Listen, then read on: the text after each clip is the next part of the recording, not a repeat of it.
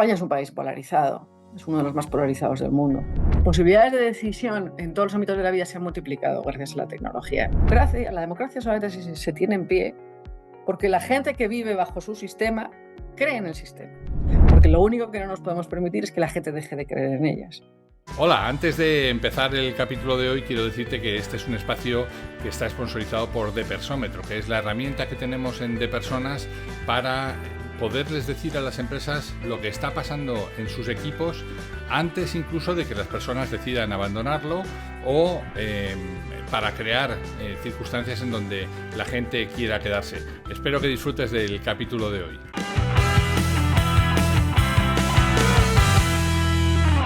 Hoy en Listening Leaders tengo el placer, el honor de viajar hasta la ciudad de Madrid para hablar con una persona atípica para lo que ha sido este podcast, porque es la primera diputada en el Congreso de los Diputados en Madrid, en España, a la que tengo el honor de entrevistar. Ella es Aurora Nacarino Bravo. Yo la he seguido porque además de ser diputada, pues es periodista de formación, con un máster en Democracia y Gobierno, estudiando un PhD en Ciencias Políticas y ha sido analista política en El Mundo, en El País, The Objective, tertuliana en Onda Cero, columnista en El Confidencial. En fin, todo lo que les diga es poco, lo cual me mete mucho vértigo para una conversación como esta, porque claro, hablar con alguien que sabe de esto, pues es muy difícil para mí. Aurora Nacarino, bienvenida. Muchísimas gracias, Raúl. Muchas gracias por invitarme, pero no des por hecho que yo sé mucho de esto, porque todo va a ser decepción después. Bueno, mira, me gusta la forma de pensar porque la forma de empezar porque es un pensamiento muy, muy parecido al mío, ¿no? No pongamos las expectativas tan altas que luego la posibilidad de frustrarnos es mucho más grande. Los que estamos en política, esto de las expectativas lo sabemos muy bien. ¿Verdad? ¿Verdad? Sí, sí, sí que es verdad. Bueno, yo quería empezar preguntándote porque, a ver, yo tengo pasión política quizá desde pequeño, no obstante mi nombre me delata, mi padre quería llamarme Fidel cuando yo nací y eso pues le situó en una esfera, en un momento en el que yo había nacido, donde un señor con barbas pues iba a bajar de una montaña y nos iba a hacer a todos mejores y más ricos y más no sé cuántos, y luego se fue al lado contrario, ¿no? Con el paso de los años. Pero siempre he tenido una cierta inquietud por este mundo de la política, ¿no? Por eso mi primera pregunta, Aurora, es ¿por qué hay esa desafección entre la política y los ciudadanos, ¿no? Y pensando en gente joven, pero también pensando en gente natural, y por qué esa desafección se va dando cada vez más. No sé, a tu juicio, ¿cuál es el motivo y qué se podría hacer? Bueno, en primer lugar hay que decir que en ciencia política siempre se ha hablado de la desafección como esa enfermedad que tienen las democracias consolidadas, ¿no? Ujú. Hay un cierto momento en el que cuando la democracia esté consolidada, cuando las instituciones liberales no están amenazadas, cuando todo es estable, digamos, la política se hace anodina y se puede hacer distante para el ciudadano. Y eso tiene problemas, pero también es un síntoma de que bueno, las cosas están calmadas. Los momentos de politización muy intensa no son necesariamente positivos, es decir, hay algo muy disruptivo que está sucediendo y muy conflictivo socialmente. Nosotros tuvimos un momento después de una época de desafección, como dices tú, durante años 90, 2000, democracia consolidada, crecimiento económico sostenido. La gente se fue alejando un poco de la política. Y después, cuando tiene lugar la gran recesión en España, que además en España es especialmente grave porque concurre con el estallido de una burbuja inmobiliaria, bueno, socialmente muy doloroso todo. Tenemos un momento de politización muy intensa ahí, que es en torno al 15M, la quiebra del sistema bipartidista que habíamos conocido hasta ese momento, la aparición de nuevos partidos, que además con un sesgo generacional muy evidente, es decir, son partidos más jóvenes, lo cual ya nos indica que hay una parte del electorado que es la parte más joven, que no se siente representada por los viejos partidos y por la política que han venido haciendo los viejos partidos, y lanzan un mensaje a la sociedad. Entonces, ahí no fue exactamente desafección, fue descontento con el estado político de las cosas, pero no desinterés, no alejamiento de la política, sino politización. Y ahora, bueno, vivimos un poco en las postrimerías de ese momento de nueva politización, que alteró el sistema bipartidista y que, bueno, no ha terminado de cristalizar todavía, ¿no? Parece que volvemos de nuevo a un equilibrio más de corte bipartidista, pero en el que hay presentes otros nuevos partidos que parece que han llegado para quedarse bueno, al menos que nos sugieren que el menú estrecho de dos opciones que se había ofrecido tradicionalmente a los votantes ya no es suficiente, pero ni en España ni en ningún otro sitio, que acabamos de ver en Reino Unido como un modelo absolutamente bipartidista de libro, bueno, pues es capaz de producir resultados llamativos con aportaciones relevantes de otros partidos, incluso 3, 4 partidos, ¿no? Y en toda Europa hemos visto cómo se multiplicaban los partidos en los parlamentos. Fíjate que Y cuando ahí hablabas, está. disculpa, cuando hablabas de la representación, yo pensaba en la imagen que tenemos digo, los que somos jóvenes, pero menos jóvenes, lo hemos vivido, pero del Parlamento, del Congreso de los Diputados de los años 75, por supuesto, pero 78, cuando se vota la Constitución, wow, esa representación sí que era muy distinta a la sociedad que había en aquel momento, ¿no? O sea, digamos, un poco era el reflejo, pero claro, veías muy pocas mujeres en el Parlamento, si no era ninguna, veías muy poca gente joven, porque a ese puesto se llegaba después de muchos años y después de algunas, no sé de qué manera, algunas prebendas y tal, pero hoy el Parlamento refleja, yo creo que una sociedad muy variopinta, por supuesto, género, pero también hay nacionalidades, hay personas de diferentes procedencias, y eso debería hacer, a mi juicio, debería hacer que la gente se sintiera mejor representada, ¿no? No sé si eso obedece a una realidad. O por el contrario, también hay mucha gente que dice, bueno, pues estos tipos son gente joven que no tiene idea, no lo sé, no sé si puede haber algo de eso. Bueno, está claro que hay más donde elegir, también porque la sociedad demanda más opciones. Y no es algo exclusivo de la política. En todas partes estamos acostumbrados a que, si echamos la vista atrás, en el transcurso de muy pocas décadas hemos visto cómo las posibilidades de decisión del individuo sobre todas las esferas de la vida se han multiplicado. O sea, Ujú. simplemente pensemos en cómo encendemos la tele. Antes uno encendía la tele, bueno, yo esto ya no lo he conocido, pero cuando yo era pequeña solamente había, hasta 1990, solo había dos cadenas, ¿no? La La, uno la televisión pública. y la dos que Después vinieron empezaba las a las 6 cadenas. de la tarde. Claro, después vinieron las cadenas privadas, pero bueno, sigue siendo la televisión analógica, tú te sentabas y había una programación que tú no decidías y hasta ahora ponían esto, si te parecía bien, bien, si no cambiabas de canal, si no apagabas la tele, pero era lo que había. Ahora tú eres el que decide, quiero ver esto en este momento, tengo esta plataforma, esta otra. O sea, las posibilidades de decisión en todos los ámbitos de la vida se han multiplicado gracias a la tecnología, en muy buena medida. Y era evidente que eso también de algún modo se iba a trasladar a la política y evidentemente ha sido así. Ujú. Yo digo que bueno, eh, la deriva política que ha sucedido en España, desde luego, no es una anomalía, no es una excepción española y sucede en todas partes. Es, bueno, es parte de la democracia. La democracia evoluciona, la democracia no ha sido siempre igual a lo largo de los distintos momentos históricos, ¿no? Oye, al principio teníamos una democracia de notables, es decir, personas que eran muy importantes en sus comunidades, en sus circunscripciones de elección, donde la gente que les votaba les conocía directamente y solían ser, bueno, personas acaudaladas, con un desempeño profesional notable, reconocido. Después pasamos a la democracia de masas, ¿no? Que multiplica por el número de electores por tantos. Es decir, ya estamos en un momento distinto. Después pasamos a la democracia de audiencias y ahora, no sé, estamos en una segunda fase probablemente de esa democracia de audiencias en la que, bueno, la revolución tecnológica es absolutamente determinante. Sí, sí, sin duda. Y aprendiendo a vivir con ello, porque también, claro, a veces no es tan fácil adaptarse, ¿no?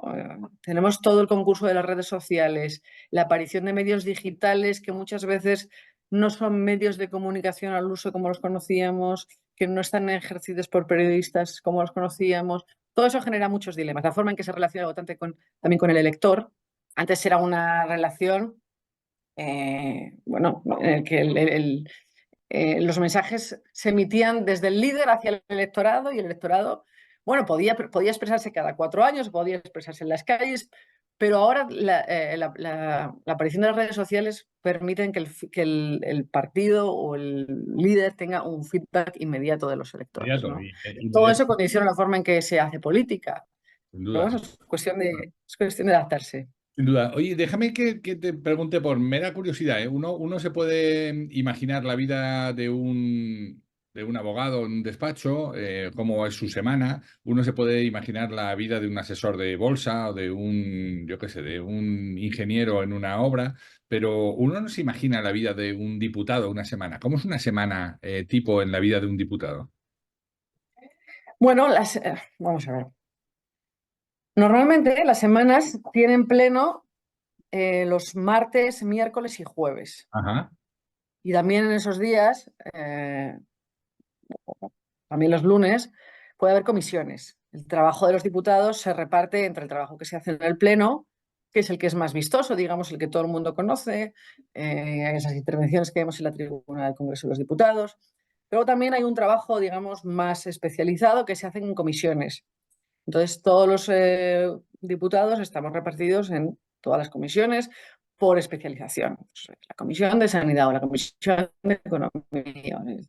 Y ahí se hacen los trabajos. Normalmente los lunes por la mañana y los viernes no hay trabajo parlamentario porque esos días se supone que el diputado tiene que hacer trabajo en su circunscripción. Es decir, si tú eres un diputado por Huelva, pues tienes que estar en Huelva trabajando en las cosas de tu circunscripción.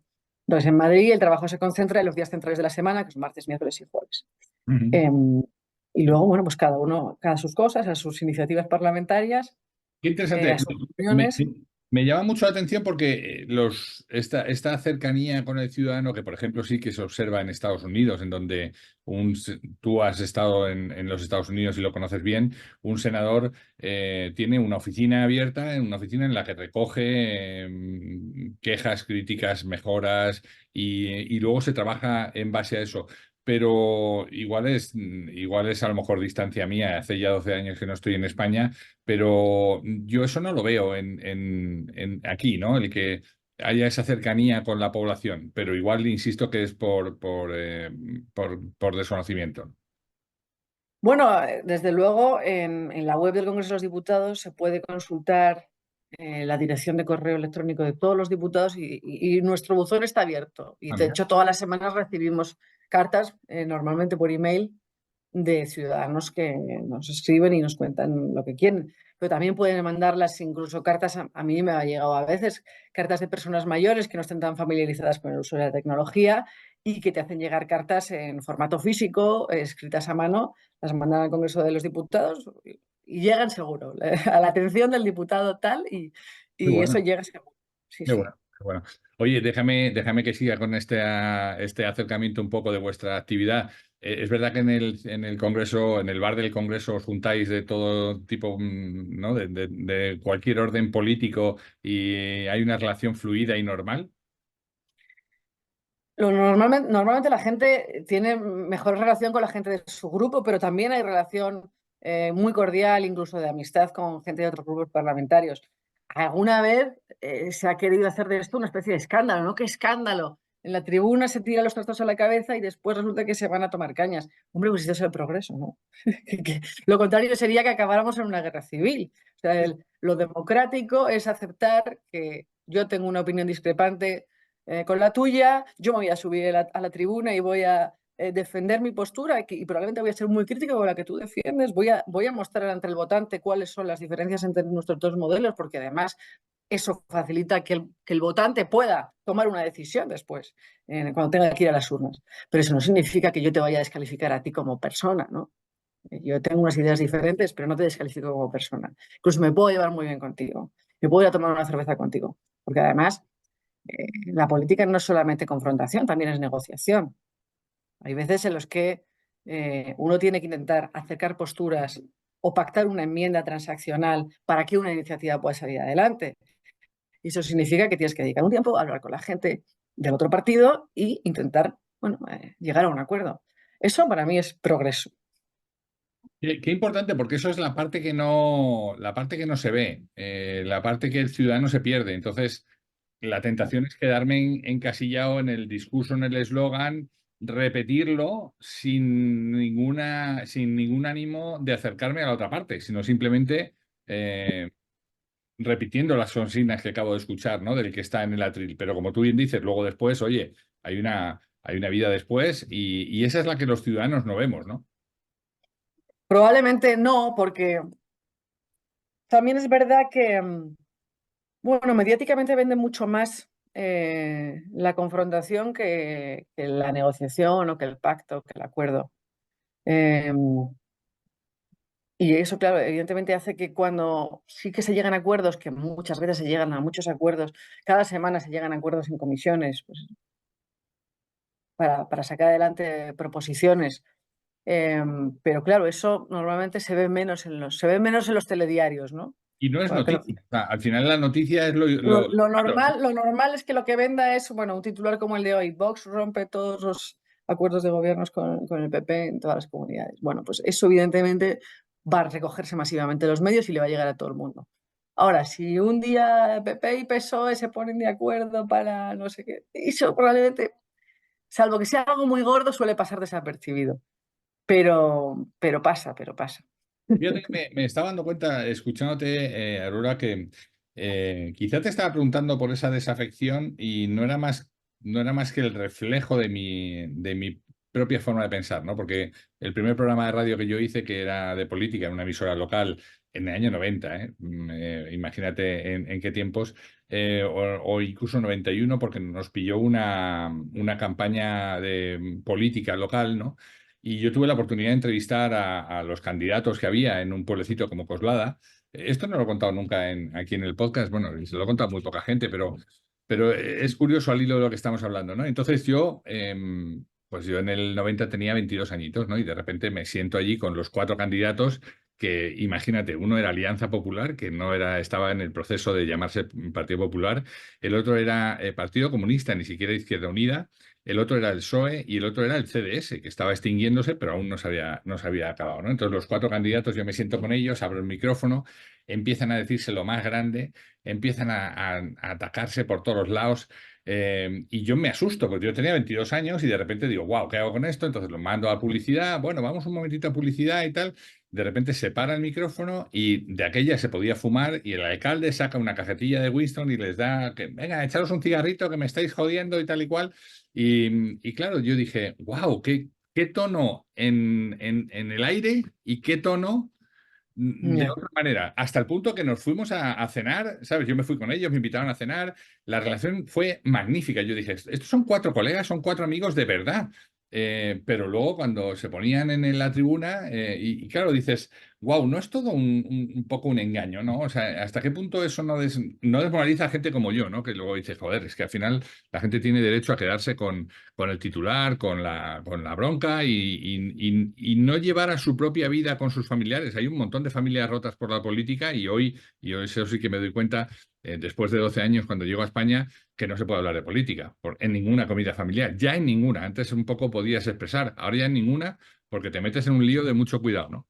Perdón por este rollo que te he soltado, No, no, tienes toda razón. A ver, hay una cosa que es consustancial a la democracia del pluralismo, que es el conflicto. Es decir, donde no hay conflicto, pues en Corea del Norte no hay conflicto, porque no hay libertad para expresarse, no hay libertad para discrepar, no hay libertad de opinión, ni de expresión, ni de nada. Entonces, el conflicto es consustancial a la democracia. Ahora, hay un momento en el que efectivamente una cosa es la expresión de la pluralidad de opiniones, de valores que conviven de forma legítima en una sociedad, y otra cosa es cuando la cosa se nos va de madre y entonces incurrimos en dinámicas de polarización. Polarización ya no es simplemente la convivencia de distintas opiniones o de valores en una sociedad, sino esa posición moral que dice mi postura es la correcta y la tuya no es que no sea correcta, es que es ilegítima, es inmoral y tiene que ser expulsada del sistema. y no tienes derecho a la vida, casi. Y eso es lo grave, ¿no? Eso Ya. es lo que pasa cuando caemos en dinámicas de polarización. España es un país polarizado, es uno de los más polarizados del mundo. Eh, lo hemos visto, sobre todo, yo me acuerdo durante el procés en Cataluña, eso fue muy grave. Sí, sí, efectivamente, familias rotas, amistades rotas, relaciones profesionales rotas, gente teniendo que abandonar su tierra. O sea, eso es tremendo y eso yo no lo quiero para mi país. Y es verdad que en los últimos años, de algún modo, ese tono de la conversación se ha trasladado a la política nacional. Ujú. Esa es una política que yo no quiero para mi país. Yo intento combatirla, cuando yo me subo a la tribuna del Congreso, cuando tengo que hablar en algún sitio, yo represento a un partido político, pero no pierdo de vista que yo tengo que representar a todos los españoles. Yo soy representante de los ciudadanos. Y tengo que tratar con respeto también a los líderes de los votantes que no me han votado a mí. Es decir, y tengo que ser capaz de tejer eh, alianzas o de llegar a acuerdos o de buscar caminos para superar los problemas que tenemos. No creo que favorezca en nada la conversación, los gritos, los insultos, la demonización. eh, y eso es algo que trato de tener presente siempre en mi trabajo. Porque también lo contrario creo que efectivamente alimenta lo que tú decías, la desafección. Que los ciudadanos cada vez se sientan más lejos de sus partidos, pero como segunda derivada más lejos de sus instituciones. Y eso a mí me parece muy grave. Ahí ya normalmente las encuestas que hacen a los ciudadanos, los partidos políticos siempre aparecen como una de las principales preocupaciones de los ciudadanos. Es decir, no somos una solución, somos en muchos casos un problema para ellos. Y eso es algo que tenemos que hacernos mirar. Fíjate Pero que es yo... que además, Perdón, perdón. no, simplemente, eh, claro, los partidos políticos son necesarios en democracia. Sin partidos políticos no hay democracia. Entonces, más vale que tengas unos partidos políticos eh, lo más ejemplares posibles, ¿no? Que no rechace la ciudadanía. Y después las instituciones. Siempre digo esto, a diferencia de lo que sucede en los regímenes autoritarios o totalitarios, que se sostienen por distintas medidas de coerción, político, social, militar, la democracia solamente se tiene en pie porque la gente que vive bajo su sistema cree en el sistema, porque se cree la Constitución, porque se cree el Parlamento, porque se cree la separación de poderes, porque se cree el Tribunal Supremo, el Tribunal Constitucional. Solo por eso. Si esa confianza se viene abajo el sistema. Entonces, tenemos que cuidar mucho las instituciones, tenemos que ser muy pulcros en el respeto a las instituciones, porque lo único que no nos podemos permitir es que la gente deje de creer en ellas. Fíjate que estabas hablando de esta polarización y buena parte de la culpa, de la responsabilidad, como quieras llamarlo, yo creo que la tiene la propia sociedad civil, ya se ha encargado, ¿no? El propio Google, el propio algoritmo de Google ya te dibuja una realidad distinta. Si tú y yo ponemos en este momento, pues eso, Vox, a ti te va a poner una cosa y a mí me va a poner otra, porque el propio algoritmo de Google se encarga de fabricarte una realidad en la que te sientas cómodo y en donde quieras volver. Y te va dando tantas páginas como aquellas en las que tú vayas a poder estar más tiempo, ¿no? Por tanto, va creando una realidad distinta a cada uno de los ciudadanos y va afianzando su idea, de manera que yo he tenido muchas conversaciones con gente que, bueno, pero es que esto es así, vale, pero ¿dónde lo has visto? No, en esta web. Ya, claro, pero es que si sigues solo viendo esa web y solo consumiendo este contenido, pues te vas alejando de una realidad que a lo mejor puede ser otra, ¿no? Y eso yo creo que es la sociedad civil es la que anda ya polarizada. Y uno esperaría de los políticos que lo que tú dices, ¿no? Que, que junten manos, que en lugar de fomentar esto, que probablemente sea una fuente de captación de votos, no lo discuto, pero que ayude a armonizarnos, ¿no? Y que ayude a pensar en el bien común y no solamente en el bien de los que piensan como yo, ¿no? Fíjate que claro, esto de los efectos de los medios, ¿no? Pues se lleva estudiando desde hace muchas décadas. Yo me acuerdo cuando estudiaba en la carrera, las primeras teorías que hablaban de la aguja hipodérmica, llamaban, ¿no? Es decir, los medios eran como una aguja hipodérmica que te inoculaba un mensaje y tú lo hacías propio, ¿no? Como si el individuo tampoco tuviera ninguna capacidad de oponerse a ese mensaje o de rechazarlo. Bueno, con el tiempo llegamos a la conclusión de que los medios tienen un gran efecto, pero sobre todo tienen un poder más de afianzar los prejuicios que ya tenemos. Pues refuerzan opiniones previas. Y evidentemente esto, con lo que tú dices, con el cambio tecnológico, con la aparición de las redes sociales, de los algoritmos y tal, lo multiplica, ¿no? Entonces, al final, ¿qué sucede? Que acabamos viviendo en cámaras de eco. Sí. Cámaras de eco en las que solamente nos bombardean con los mensajes Lo que que nos, somos más proclives a creer, y con lo que nos sentimos que nos cómodos. refuerzan en nuestras posiciones y que además nos refuerzan en nuestro rechazo al que mantiene otras posiciones. Y cada uno vive en su burbuja, aislado, sin comunicarse con el otro. Y esto, claro, evidentemente es un problema, porque además es que eh, rechazamos la exposición a mensajes que reten nuestras posiciones. Nos incomodan tanto que no estamos dispuestos a... No quiero... Este mensaje que usted me ha lanzado, que dice que mi líder es esto o lo otro, ha hecho esto que está equivocado o que está mal, no quiero exponerme ese mensaje. No quiero tener que argumentar contra él o cuestionarme mis posiciones previas. No quiero que nada me incomode en mi posición. Entonces, cámaras de eco, aislamiento, burbujas, y eso, por supuesto, tiene mucho que ver con lo que hablábamos de la polarización, ¿no? Gente que no quiere salir a tomar nada o relacionarse, o tener una relación sentimental con alguien que sea de otro partido político. Incluso vivir en... hay una separación ya incluso física, ¿no? Por distritos, por zonas en las que solamente en Estados Unidos creo que es todavía más llamativo, ¿no? Solamente viven republicanos, solamente viven demócratas. Además, Que también se...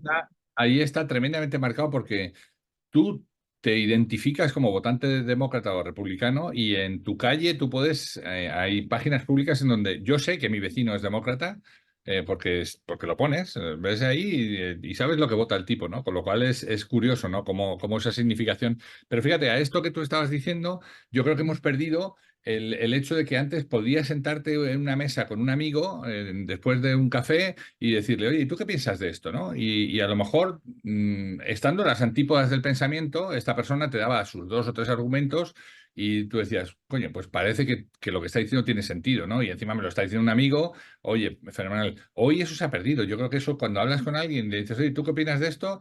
Lo primero que haces es echarte la basura sobre el otro, ¿no? O sea, lo primero es, pues fíjate, esto es lo que están haciendo, bla, bla, bla, bla, bla, bla. Y entonces tú al final acabas defendiéndote de alguien, ¿sabes? Estás defendiendo a unos que dices, no, no, es que, pero ¿y vosotros qué?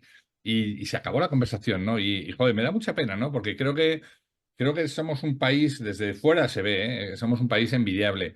Somos un país que tiene un tesoro de cultura, de vivencias, de experiencias. La gente cuando nos pregunta por qué vivimos en Estados Unidos siendo de España, lo dicen de corazón, ¿eh? Oye, ¿qué hacéis aquí teniendo un país como el que tenéis, ¿no? Con la gastronomía, con la cultura. Y solo valoras cuando... Es una pena que lo valores solo cuando estás fuera, ¿no? Sí, fíjate, yo sí creo que en los últimos años se ha encanallado la conversación pública. Ha pasado en España, pero no solamente ha pasado en España. De algún modo hay una dinámica estructural que pasa en casi todo Occidente.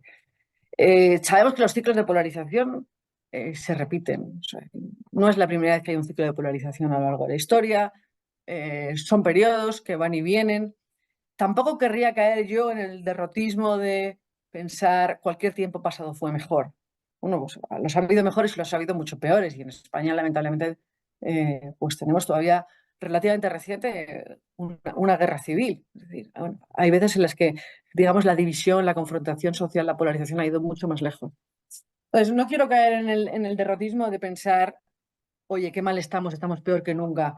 Eh, ya te digo, yo creo que sí creo que está un poco encanallada la conversación pública, pero al mismo tiempo, probablemente nunca hemos vivido en una sociedad tan plural como esta, ¿no? En la que la gente haya alcanzado tantos derechos. O sea, creo que hay que poner las cosas en cierta perspectiva para que nos demos cuenta del camino que hemos andado, de las cosas que hemos conquistado.